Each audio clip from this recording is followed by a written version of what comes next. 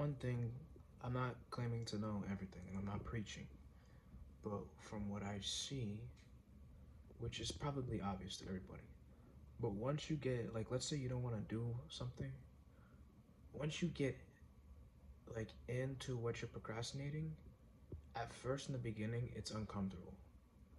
Like, you don't want to do it, you want to give up. But if you allow yourself to get in it and just keep going, eventually, the part of your mind that says, I don't want to do it, goes away and you enter into a flow state. That's it. The quicker you can just sit there and be with whatever it is you're doing, eventually you get into a flow state. This is what I notice. But when you're not doing it, there will be like the mind will not want to be in it. So this could be going to the gym, this could be doing a specific piece of work that you've been working on. You procrastinate, you hold it off for a later time. But the more you can just get into it and start letting it become flow state, then I think it becomes addicting. So meaning that when you're not doing it, now you're getting pulled to go into it and become flow into it. You've trained yourself to become flow with things like using the phone, playing a game, watching a video, whatever. Certain things that you treated as like rewards, dopamine and stuff like that. And now they've just become like a sort of addiction to your being as getting into flow state.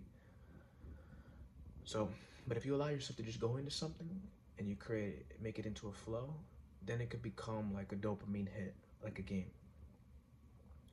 That when you get into it, you get into a flow state, just like playing a game, anything like that. That's what I'm learning. Okay?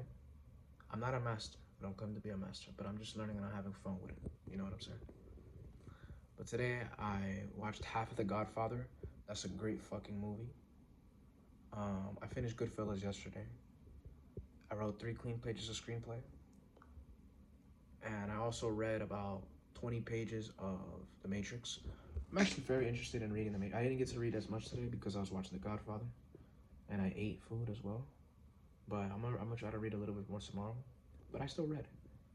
That's one thing about my screenplay is I don't know exactly how to write it yet. But I'm getting better, you know. I'm using the AI to help me like write it. But the way the AI is, it's a little bit too structured and formal. Like from reading the Matrix screenplay, they play a little bit with their writing. They make it a little bit, they break a little bit of rules with their writing, which make it interesting to read, you know. And I kind of did that today. I broke a little bit of rules, but I used the AI just to get it formulated, you know. I do my own dialogue though, 100%. But yeah, I'm gonna read more screenplays after I finish the Matrix screenplay, and just see how different, award-winning, super high praised screenwriters write, you know, and just try to replicate that how they write in my own little way, you know. And then once I learn how to write like a screenplay writer and come up and know what ideas are great, what I think would be great, because I watch good movies, so I have an idea what's great. And in my opinion, whatever I think is great, other people would think is great too, because I watch the same great movies that they like too, you know. But once I get how to formulate it into screenplay,